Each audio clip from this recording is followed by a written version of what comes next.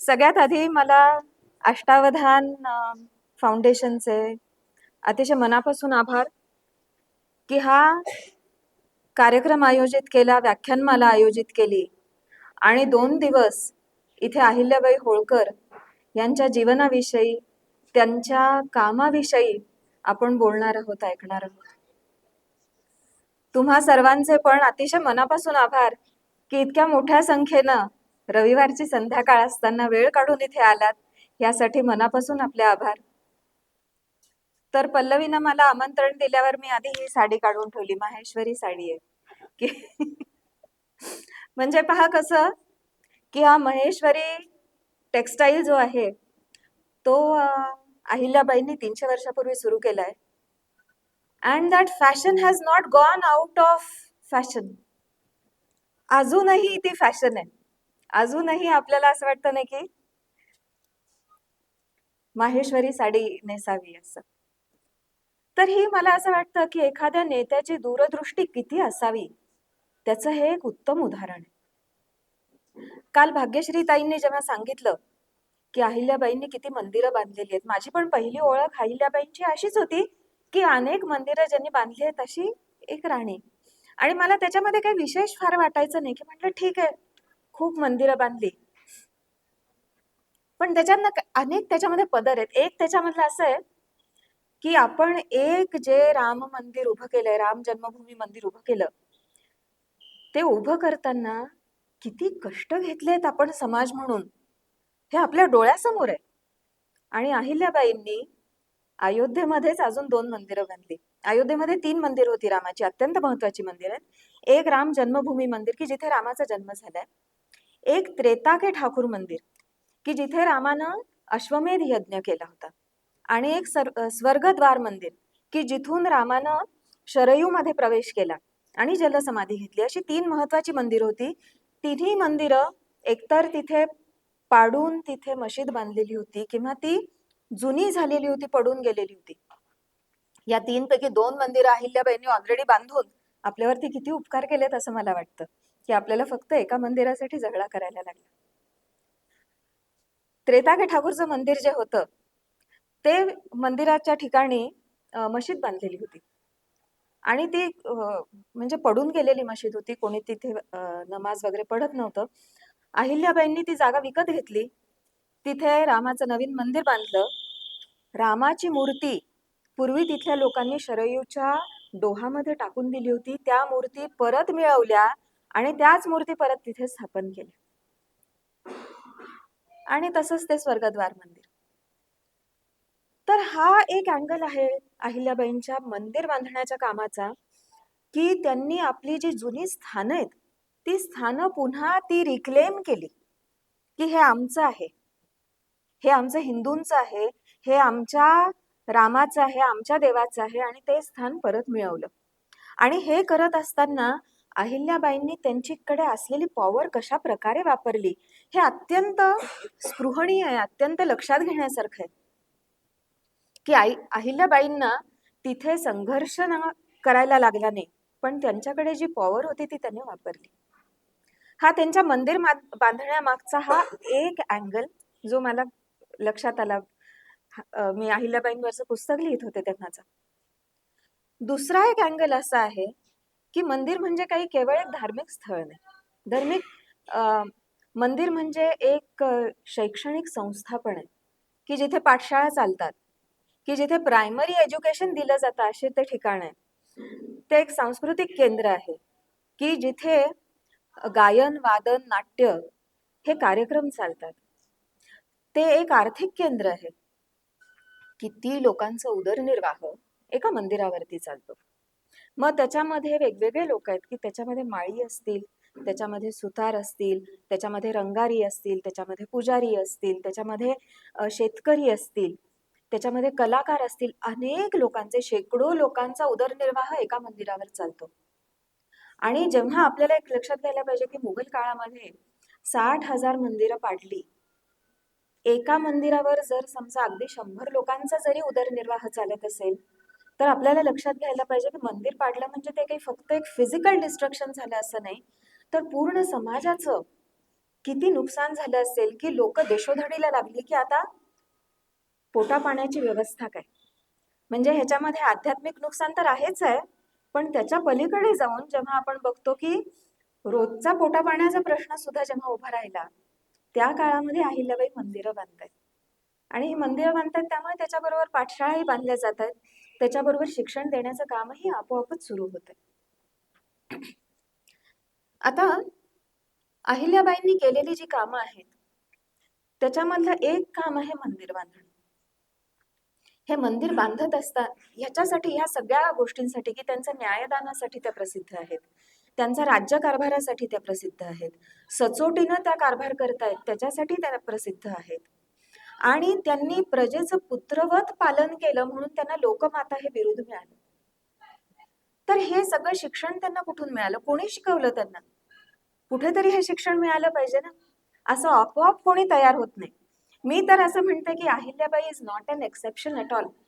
Ahilyabai is tradition. की भारतीय राजा कसा असावा ह्याचं मूर्तिमंत उदाहरण म्हणजे अहिल्याबाई आहेत. मग हे शिक्षण त्यांना कुठून मिळालं? अहिल्याबाईंचे 3 शिक्षक आहेत. त्यांचे सगळ्यात पहिले शिक्षक म्हणजे मल्हारराव होळकर, त्यांचे सासरे. आणि मल्हाररावांनी त्यांना राजाला जे शिक्षण गरजेचं आहे, राजकारण कसं करायचं, युद्ध कसं करायचं, तर मग त्याच्यामध्ये तलवारबाजी असेल, त्याच्यामध्ये घोडसवारी असेल, त्याच्यामध्ये हत्तीवर बसून युद्ध कसं करायचं असेल, त्याच्यामध्ये तोफगोळ्याचे कारखाने कसे लावायचे हे असेल, न्याय कसा द्यायचा हे असेल, दफ्तर कसं सांभाळायचं असेल, हे सगळं शिक्षण त्यांना त्यांच्या सासऱ्यांकडून, मल्हारराव होळकरांकडून मिळालं. मल्हारराव होळकर आणि खंडेराव होळकर हे सतत मोहिमांवरतीच असायचे, आणि त्यामुळे दफ्तर सांभाळायची जी जबाबदारी होती ती अहिल्याबाईंवर अगदी लहानपणापासून पडली. म्हणजे अगदी टीनेजर असल्यापासून तेव्हापासून त्या दफ्तर सांभाळतायत, पत्रव्यवहार सांभाळतायत, पेशव्यांना पत्र लिहिण्याचे काम असेल किंवा इतर जे लोक आहेत त्यांना पत्रोत्तर लिहिण्याची कामं असतील, हे सगळं अहिल्याबाई करतात तेव्हापासून. तर त्यांचे पहिले गुरु आपण म्हणू शकतो की मल्हारराव होळकर आहेत. त्यांच्या दुसऱ्या ज्या गुरु आहेत त्या म्हणजे गौतमाबाई होळकर, अहिल्याबाईंच्या सासूबाई. आता गौतमाबाई होळकरांकडे काही गावांचं उत्पन्न यायचं, ती त्यांची खाजगी संपत्ती होती, त्यांना ते वेतन मिळत राहायचं, आणि ते उत्पन्न कशा प्रकारे वापरायचं हे गौतमाबाईंनी अहिल्याबाईंना शिकवलं. तर गौतमाबाईंनी जे हातात घेतलेलं काम होतं ते काम होतं घृष्णेश्वराच्या मंदिराचे जीर्णोद्धार. हे जे मंदिर होतं ह्याचा पूर्वी जीर्णोद्धार केला होता मालोजी राजांनी, शिवाजी महाराजांच्या आजोबांनी. त्याच्यानंतर ते पुन्हा पाडलं गेलं आणि त्यानंतर गौतमाबाईंनी ते पुन्हा बांधायचं काम सुरू केलं आणि ते पूर्णत्वाला नेलं अहिल्याबाईंनी. तर हा जो धडा आहे की आपल्याला मिळणारी जी संपत्ती आहे ही संपत्ती समाजाच्या हितासाठी वापरली पाहिजे, हे जे धडे आहेत हे अहिल्याबाईंना गौतमाबाईंकडून मिळाले. आणि अहिल्याबाईंचे जे तिसरे गुरु आहेत ते त्यांचे दीक्षा देणारे गुरु आहेत, अंबादास पुरोहित. अहिल्याबाई जेव्हा लग्न करून इंदोरला आल्या तेव्हा लहान होत्या, त्या 8 वर्षाच्या होत्या, आणि त्या इंदोरला आल्यापासून त्या रोज पुराण श्रवण करायच्या, आणि ते पुराण श्रवण जे आहे ते अंबादास पुरोहित त्यांना वाचून दाखवायचे, आणि त्या वाचनामधून अहिल्याबाई घडत गेल्या. मग आता त्यांच्याकडे कुठली पुस्तकं होती, तर त्यांची एक लायब्ररी होती, चांगली मोठी लायब्ररी होती, आणि त्या लायब्ररीमध्ये कुठली पुस्तकं होती तर त्याच्यात वेदपोथी होती, उपनिषद होती, इतिहास होते म्हणजे रामायण आणि महाभारताचे ग्रंथ होते, त्याबरोबरच पुराण होती, स्थान महात्म्य होते. ही अशा सगळ्या प्रकारची पुस्तकं आहेत. आता याच्यामधलं आपण समजा एक एक उदाहरण घेतलं की त्यांच्याकडे असलेलं एक पुस्तक होतं दानचंद्रिका.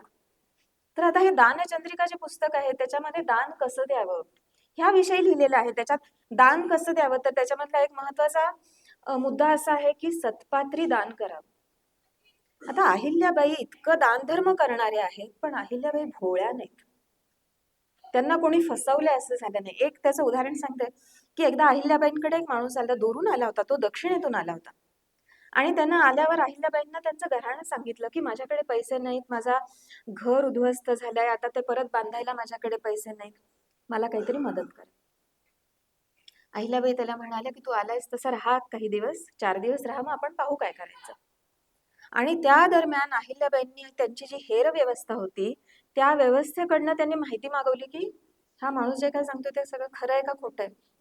हे त्यांनी पडताळून पाहिलं की तो जे सांगत होता ते खरं आहे, आणि त्याला जर का दान दिलं तर तो ते दान घर बांधण्यासाठीच वापरेल.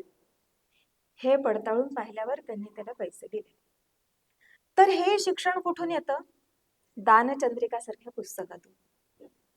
किंवा अहिल्याबाईंकडे अजून एक पुस्तक होतं, ते पुस्तक होतं वापी कुपोत्सर्ग प्रयोग. आता हे पुस्तक आहे की वापी म्हणजे विहीर कशी खणायची, कुठे खणायची, कुठे पाणी लागेल, कशा प्रकारे ती विहीर बांधली पाहिजे. आता अहिल्याबाईंनी बांधलेले जे बारव आहेत, पायऱ्या असलेल्या विहिरी आहेत, शेकड्या नाहीत, अक्षरशः शेकडो आहेत.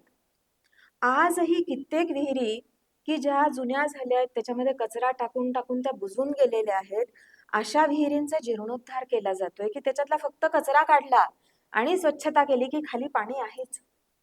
म्हणजे आजही त्या विहिरी पाणी देऊ शकतात. त्यांनी बांधलेली तळी आहेत. आता हे शिक्षण कुठून मिळतं की अहिल्याबाईंना कशामुळे असं वाटावं की आपण एवढी शेकडो विहिरी बांधाव्यात, तळी बांधावीत. हे सगळं जे शिक्षण येतं ते कसं बांधायचं हे वापी कुपोत्सर्ग प्रयोग ह्या पुस्तकातून येतं. आणि का बांधायचं हे पुराणं सांगतात. पुराणं सांगतात की जो मनुष्य विहीर खणेल त्या विहिरीत जितकं थेंब पाणी आहे तेवढं थेंब तेवढी वर्ष त्याला स्वर्गात राहायला मिळेल. व्हॉट मोटिवेशन, नाही का? की ह्याच्यासाठी तळी बांधायची आहेत, ह्याच्यासाठी विहिरी बांधायच्या आहेत. आणि मला असं वाटतं की this is passive income. Passive income म्हणजे कसं की मृत्यूनंतर सुद्धा ते पुण्य मिळत राहणार आहे, कारण ती तळी आणि ते जे विहिरी आहेत ते पाणी देतच राहणार आहेत. तर पुराण हे शिकवतायत, पुराण शिकवतायत की विहिरी बांधा, विहीर बांधली की तुम्हाला पुण्य मिळणार आहे. आणि अहिल्याबाईंच्या ते रोजच्या वाचनातलं आहे. ही अशी पुस्तकं अहिल्याबाईंकडे आहेत आणि अंबादास पुराणिक त्यांना वाचून दाखवतात. आता भविष्य पुराणामध्ये असं सांगितलंय की प्रत्येकानं झाडं लावावीत, आणि तिथे सांगितलंय कोणती झाडं लावावीत, की 5 वडाची झाडं लावावीत, 5 पिंपळाची झाडं लावावीत, 3 औदुंबराची झाडं लावावीत, 5 आंब्याची झाडं लावावीत, अशी एक सांगितली आहे की लिस्ट सांगितली. अशी ही एक 20-21 झाडं जो कोणी लावेल तो कधीच नरक बघणार नाही. नरक बघणार नाही म्हणजे काय की तो मृत्यू पश्चात कुठे जाईल? स्वर्गात जाईल. तर स्वर्गात जायचं असेल तर तुम्ही ही झाडं लावा.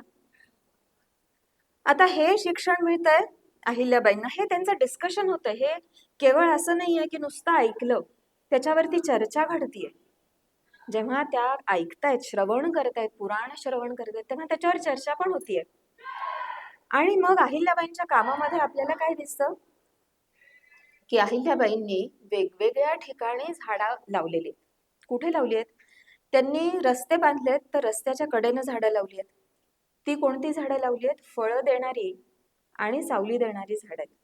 म्हणजे रस्त्यानं जाणारे जे लोक आहेत, यात्रेकरू आहेत, त्यांना भूक लागल्यावर खायला फळ मिळेल आणि चालताना सावली मिळेल. त्यानंतर त्यांनी मंदिराच्या भोवती झाडं लावली आहेत. ही कोणती झाडं आहेत? तर ती बेलाची झाडं असतील किंवा अशा प्रकारची झाडं की ज्याचं पानं, ज्याच्या काड्या किंवा मुळं ही मंदिरामध्ये लागतात, अशा प्रकारची झाडं मंदिराभोवती लावली आहेत. त्यांनी तळी खणली, तळ्याच्या भोवती झाडं लावली आहेत.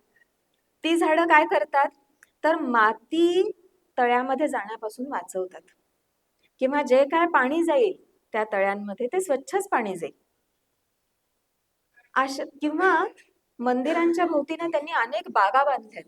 या बागा कुठल्या आहेत तर फुलांच्या बागा, की त्या मंदिरात पूजेसाठी जी फुलं लागणार आहेत ती तिथनच येतील. ह्या अशा विविध प्रकारचं ट्री प्लांटेशन केलं. आणि तेवढं करून अहिल्याबाई थांबत नाहीत.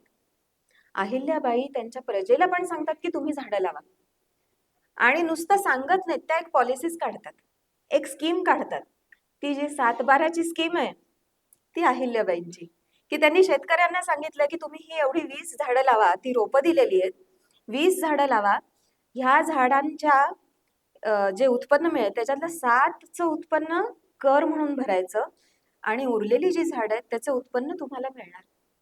ते 7/12 जे अहिल्याबाईंनी सुरू केलं ते आपण अजूनही वापरतो. 7/12वर नाव आहे की नाही. It became an official document. तर अशा प्रकारे हे अहिल्याबाईंचं आपल्याला काम दिसतं. त्याबरोबरच अहिल्याबाई स्थान महात्म्य वाचतात. त्यांच्या कलेक्शन मधली पुस्तकं आहेत, त्या पुस्तकांमध्ये मथुरा महात्म्य आहे, यमुना महात्म्य आहे, अयोध्या महात्म्य आहे. तर अहिल्याबाई हे रोज वाचतायत की त्या ठिकाणी, म्हणजे महात्म्य म्हणजे कुठल्याही एखाद्या जागेचं डॉक्युमेंटेशन, की तिथे कुठली मंदिरं आहेत, कोणती नदी वाहते, ती नदी उत्तर वाहिनी आहे का दक्षिण वाहिनी आहे, त्या नदीच्या काठानं कोणती मंदिरं आहेत, तिथे कुठली देवता आहे, त्या देवतेची कथा काय, तिथे ते मंदिर का बांधलं, त्या देवतेची पूजा का करायची, ती पूजा केल्यावर आपल्याला काय फळ मिळणार, हे सगळं डॉक्युमेंटेशन आपल्याकडे प्रचंड मोठ्या प्रमाणात आहे. तर ते डॉक्युमेंटेशन म्हणजे स्थान महात्म्य. आणि अहिल्याबाई हे स्थान महात्म्य वाचतात आणि त्या नुसत्या वाचून थांबत नाहीत, त्या नुसत्या वाचून दर्शनाला जाऊन येत नाहीत मथुरेला.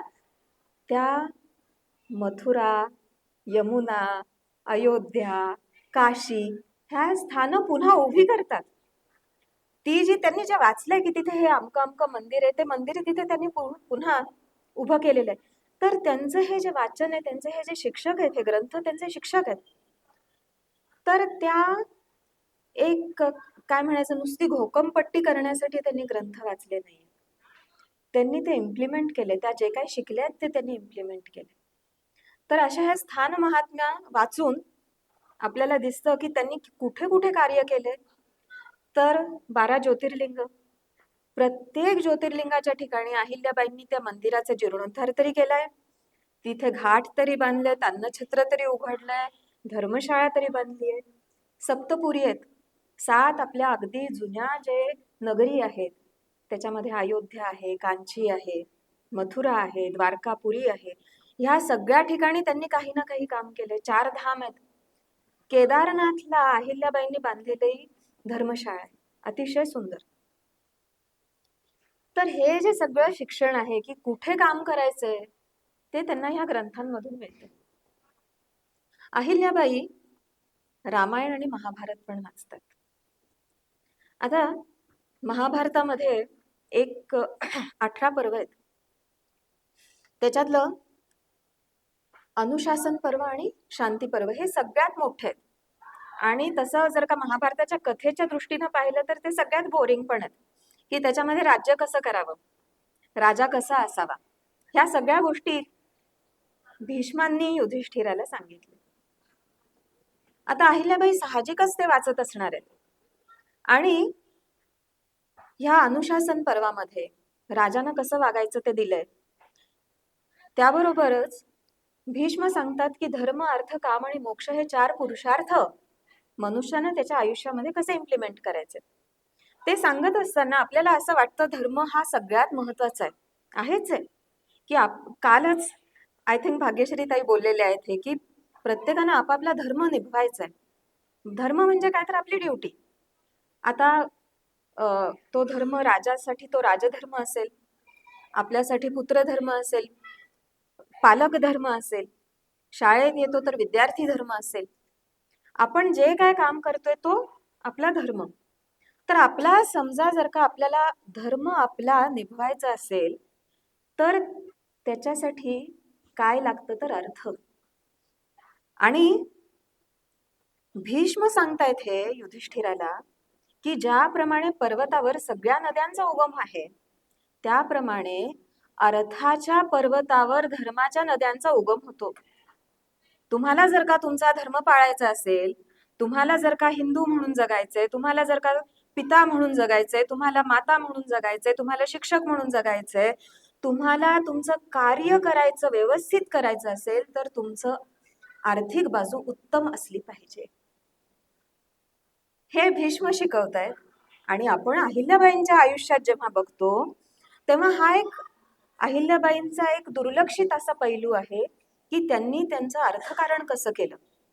त्यांच्या राज्यामध्ये एकच ह्या अहिल्याबाई अशा आहेत, एकच अहिल्याबाई अशा आहेत की त्या कर्ज द्यायच्या. आजही आपण पाहिलं तरी प्रत्येक राजा कर्ज घेतो. म्हणजे आपण आज जेव्हा बघतो की अमेरिकेला किती कर्ज आहे, सगळे गव्हर्नमेंट्स कर्ज घेतात आणि अहिल्याबाई कर्ज देणाऱ्या होत्या. आणि कर्ज देणाऱ्या म्हणजे कशा? लहान उद्योगांना कमी इंटरेस्टचं कर्ज द्यायच्या.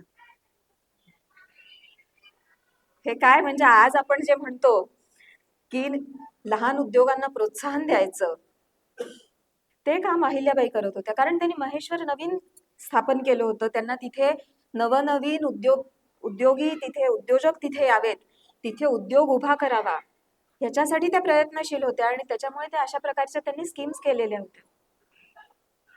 तर ही एक आर्थिक बाजू आपल्याला असं दिसते की अहिल्याबाई रामायण महाभारतातून शिकलेल्या होत्या. त्याबरोबरच आणखीन एक गोष्ट आहे ती जीर्णोद्धाराची. जीर्णोद्धार का करायचं? पुन्हा आपण जातो पुराणांकडे. पुराण सांगतात की जो कोणी जुनं मंदिर, जुनी विहीर, जुनी वास्तू दुरुस्त करतो किंवा अगदीच पडायला आली असेल तर ती पुन्हा बांधतो, तर त्याला बांधणाऱ्याच्या 8 पट पुण्य मिळतं. मला हे सारखं वाटतं की पुराण जे आहेत ना ते मार्केटिंग करतायत, चांगलं काम करण्याचं मार्केटिंग करतायत की तुम्ही असं करा मग तुम्हाला पुण्य मिळणार आहे. अहिल्याबाई तेच करतायत. कितीतरी नवीन मंदिरं बांधतायत, पण त्यांनी बांधलेली नवीन मंदिरं ही जुन्या स्थळांवरची आहेत. की मग ते सोमनाथला असेल, द्वारकेला असेल, पुरीला असेल, श्रीशैलला असेल किंवा अयोध्येत असेल, काशीला असेल, जीर्णोद्धारच करतायत त्या. आणि त्याला परत आपल्याला काय दिसतं की शिकवण कुठून येते? पुराणांमधून येते.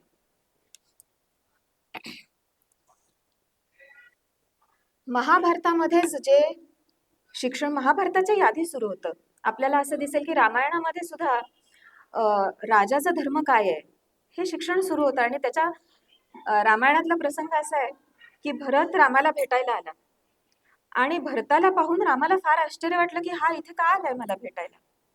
आणि मग रामानं अतिशय सुंदर वर्णन आहे ह्या प्रसंगाचं. भरत जेव्हा येतो तेव्हा त्यानं आधी रामाला पाहिलंय ते असे मुकुट घातलेला आणि रेशमी वस्त्र घातलेल्या रामाला पाहिलंय. आणि आता तो रामाला बघतोय ते जटाधारी आणि त्यानं वल्कलं नेसलेली असा राम आहे तो.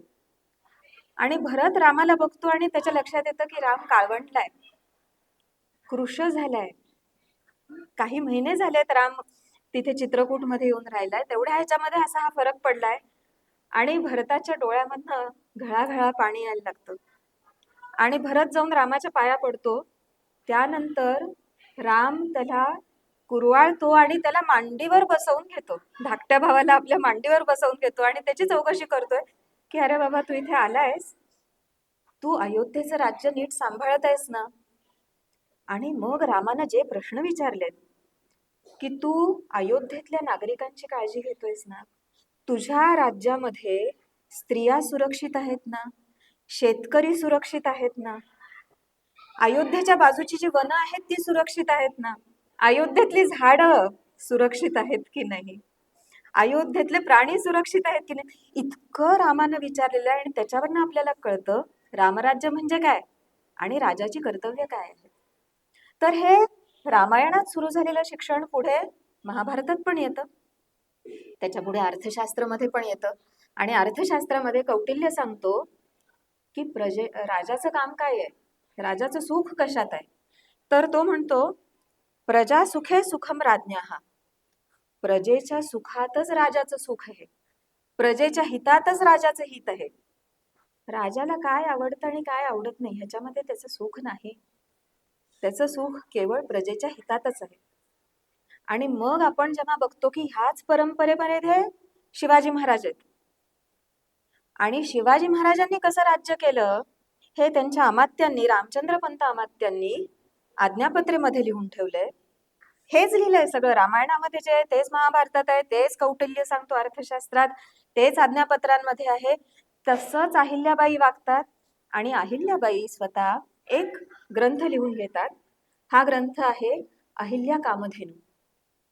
तर ह्या अहिल्या कामधेनूमध्ये पुन्हा त्यांनी तेच लिहिलंय की राजाची कर्तव्य काय. मला असं वाटतं की एखादी व्यक्ती जाताना समजा एक मृत्यूपत्र लिहिते की माझ्यानंतर तुम्ही कसं वागा, हे मुलांसाठी लिहिते, तसं अहिल्याबाईंनी हे लिहिलेलं पुस्तक आहे. कुणासाठी लिहिलंय? आपल्यासाठी लिहिलंय. कुणासाठी लिहिलंय? की त्यांच्यानंतर जे कोणी राजे होतील, जे कोणी नेते असतील, त्यांनी कसं वागावं, हे डॉक्युमेंटेशन हे अहिल्या कामधेनूमध्ये आहे.